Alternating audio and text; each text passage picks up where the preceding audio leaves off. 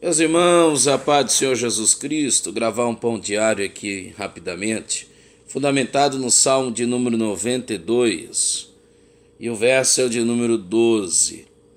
É interessante notar algumas coisas. Esse salmo, por exemplo, é um dos salmos extremamente apreciados e pregados no culto denominado como culto da melhor idade. É interessante porque é a melhor idade, mas as pessoas lutam para não chegar nesta. Mas a Bíblia que contrapõe, a Bíblia que diferencia-se do que as pessoas pensam humanamente falando. Por exemplo, humanamente falando, hoje a gente tem em mente, a nova geração acha que está mega ultra atualizada e alguns se julgam até supra-racionais, alguns se julgam doutores Googles que tudo sabem. Só que na Bíblia a estutice está ligada ao coração do menino, Provérbios 22:15, e na Bíblia a sabedoria está com os anciões. É claro que eu preciso diferenciar conhecimento de sabedoria. Conhecimento é a arte do saber, conhecimento é a arte da informação. E no mundo tão informatizado como nós estamos, você tem conhecimento aqui, ó, né? Você tem um conhecimento na tela das suas mãos. Você tem o Dr. Google, uma grande possibilidade e acessibilidade informativas, porém, deve-se entender que conhecimento não deve ser confundido com sabedoria, porque muito se conhece e pouco se sabe.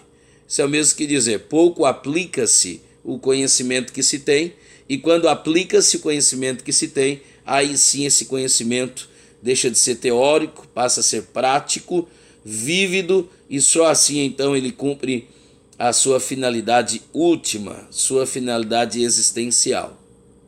Por exemplo, o conhecimento, a inteligência me diz que tomate é uma fruta, mas a sabedoria não me permite colocar tomate na salada de fruta. Então essa é a diferença, por exemplo, entre conhecimento e sabedoria. Então, meus irmãos, o Salmo de número 92 é o salmo apreciado pela terceira idade. Mas eu desejo ater-me aqui no verso de número 12, quando diz assim: os justos florescerão. Quer dizer, eles darão frutos, frutificarão, florescerão, eles serão viçosos, os justos. Cabe lembrar ainda que nesse caso aqui o senso de justiça é o senso de justiça da lei. Então, o padrão é elevadíssimo. E daí ele faz um assímile. Os justos florescerão como a palmeira. Não é como o Palmeiras, o time de futebol brasileiro do estado de São Paulo. É como a palmeira.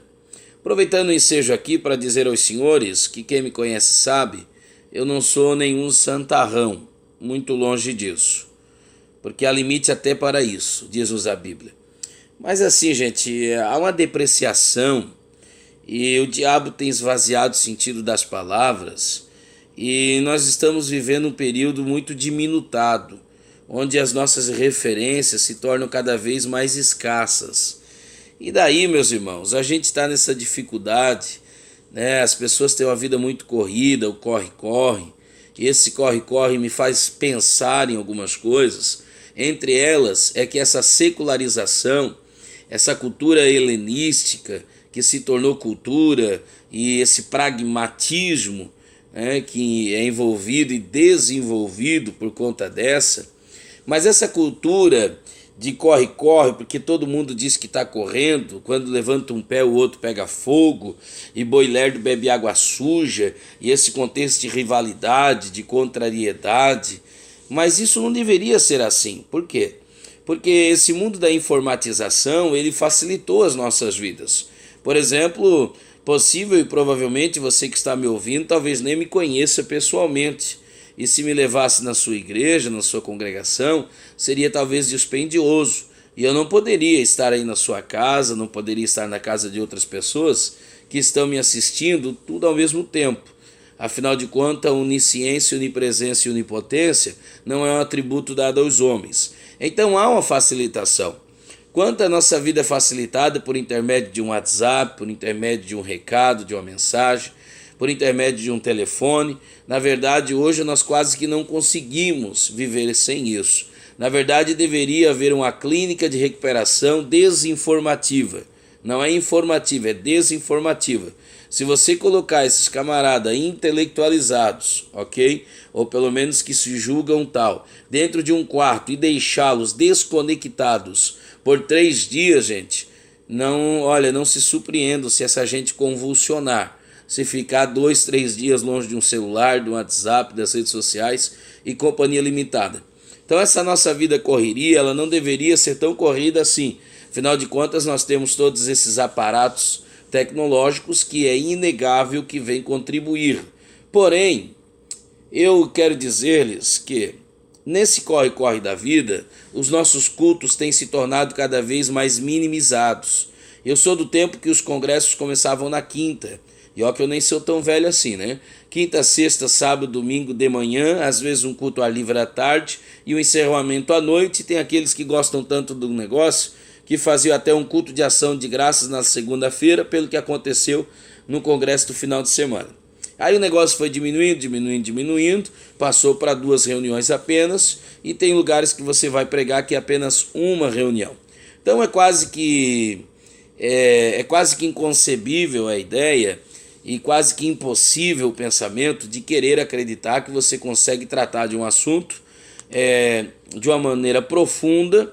Então você observa, exige-se muito de um pregador, mas dá-se a ele pouco tempo. Então dentro do pouco tempo que tem, ele não consegue falar muito. Se não consegue falar muito, não explica aquilo tudo. Se não consegue explicar aquilo tudo, não se torna legível àqueles que o ouvem. E daí a crítica vem por consequência disso. Se explica demais, precisa ter tempo, e tempo é dinheiro, tempo é ouro, tempo é a raridade. Talvez hoje tempo seja o maior tesouro que alguém possa obter, porque o que a gente realmente não tem é tempo. Aí como é que eu posso assumir a tribuna nessa escassez de tempo e querer brincar com o meu povo, com o meu auditório, falar de um time de futebol, falar de um filme, falar disso, daquilo outro, de coisas tão mundanizadas e secularizadas? É fato que hoje há Provérbio 27:7 diz que há uma farta pisa favo de mel. E é fato que hoje existe uma igreja tão mundanizada que esse tipo de mensagem, esse tipo de palestrante, como ele é assim denominado e tratado, ele até se torna um atrativo, porque há uma farta pisa favo de mel, mas o amargo se torna doce. Então, essa fartura de pregadores, ok, fez com que alguém possa dispor de escolha. Então tem pregador para quem gosta de rir, tem pregador para quem gosta de chorar, tem pregador das mais diversificadas formas e maneiras. Porém, devo dizer aos senhores que a pregação bíblica e eficaz, a pregação pertinente, ela é bíblica. E ela só é eficaz por ela ser bíblica. Se ela deixar de ser bíblica, ela é qualquer coisa, menos uma pregação eficaz, poderosa, pertinente, poderosa, edificante, relevante. É impossível se ela não for bíblica. Então eu tenho um espaço tão curto de tempo para pregar a Bíblia. O pregador às vezes se prepara 4, 5, 6 dias, uma semana, um mês inteiro, lê inúmeros livros, busca Deus em oração, recebe de Deus, lê comentários, aquela coisa toda, põe a mente para funcionar, é uma cabeça pensante, e de repente ele chega diante de um auditório com menos de meia hora para ele propor o que estudou semanas, meses e aquilo que ele recebeu de Deus por muito tempo. Então é difícil. Aí como é que eu ainda vou gastar o meu tempo para falar dessas coisas? Então deixa eu dizer uma coisa para vocês, eu já vou começar aqui a tecer um comentário sobre o texto, mas o justo florescerá como a palmeira e não como o Palmeiras, tá bom? Eu não sou, irmão, de modo algum, eu não sou santarrão, longe disso, mas gente, as más conversações corrompem os bons costumes, né? Filipenses 4:8, tudo que é louvável, tudo que é aprazível, tudo que é agradável. Eu não sei se você torce para o Palmeiras, se você torce para o São Paulo, sei lá para quem. Eu acredito que você deveria torcer para que a expansão do evangelho se desse. Esse não é meu assunto. É por isso que eu não tenho desviado meu foco. A igreja de Filadélfia, o próprio Jesus disse, tenho colocado diante de ti uma porta, você não precisa de muitos, precisa só de uma, desde que esta porta esteja aberta. Então eu não devo orar para que as portas se abram, eu devo orar para que as portas que não são de Deus se fechem, para que eu não me desvirtue. E hoje eu tenho tantas atividades que eu não devo fazer uma lista de prioridades do que eu preciso fazer. Eu devo fazer uma lista de prioridades do que eu não devo fazer. Então eu devo descartar algumas atividades do meu dia. Então, irmãos, eu não consigo ver, sei lá, um homem de Deus ou mulher de Deus prendendo-se a essas coisas e atendo-se nessas coisas que, segundo Paulo, são embaraços da vida. Aqueles que militam a boa milícia não devem embaraçar-se com as coisas dessa vida. Mas falando sobre o nosso texto, o justo florescerá como a palmeira. A Bíblia diz, lá no Evangelho de Mateus, capítulo de número 3, que o João Batista comia gafanhoto e mel silvestre. Gafanhotos na antiguidade eram queimados, torrados ao sol, era comida de pobre, ok? Camarada está lá no deserto, camarada não tem condições financeiras, ele pega o gafanhoto, caça gafanhoto, não me pergunte como, e ele coloca torrado ao sol. Quando torra-se, ele come a parte do corpo e assim feito um crustáceo, como você come camarão, você come o corpo e joga a cabeça fora, é o que eles faziam. Então, comer gafanhoto revela o momento da pobreza, o momento da escassez, o momento do deserto, o momento da dificuldade, o momento dos poucos recursos disponíveis, o momento do recurso não alcançado. Só que também, além de comer gafanhoto, há um período de Deus na nossa vida, glória a Deus por isso, que a gente tem mel para comer, doçura. O gafanhoto ele é amargo, ok? Porém o mel ele é doce. E a nossa vida é dividida nesses períodos, nesses tempos de amargura, de amargor e também nesses tempos de doçura, os tempos dóceis de Deus nas nossas vidas. Eu gosto mais de mel do que de gafanhoto. Na verdade eu prefiro o mel do que o gafanhoto, mas a vida não é feita só de mel. A vida também tem seus gafanhotos. Agora, esse mel, a Bíblia dá um tacho nesse mel, chama-nos a atenção, dá um adeno, dizendo-nos que esse mel é um mel não da abelha, mas é um mel silvestre. Isso me faz glorificar a Deus, porque se um abelhudo não quiser te dar mel para comer, Deus vai levantar uma tamareira, que é uma das espécies da palmeira, para que lá no deserto te dê mel para você comer, para adoçar a tua vida. Então Deus está dizendo que o justo floresce no deserto, porque o justo floresce como a palmeira, porque por mais que ele esteja firmado no deserto, glória a Deus, ali no deserto, no amargor, na sequidão, na secura do deserto, ele tem doçura, ele não perde a sua doçura. A tamareira consegue produzir mel doce no amargo da vida. Então o justo é esse. O justo ele come fel, mas ele dá mel. Glória a Deus por isso.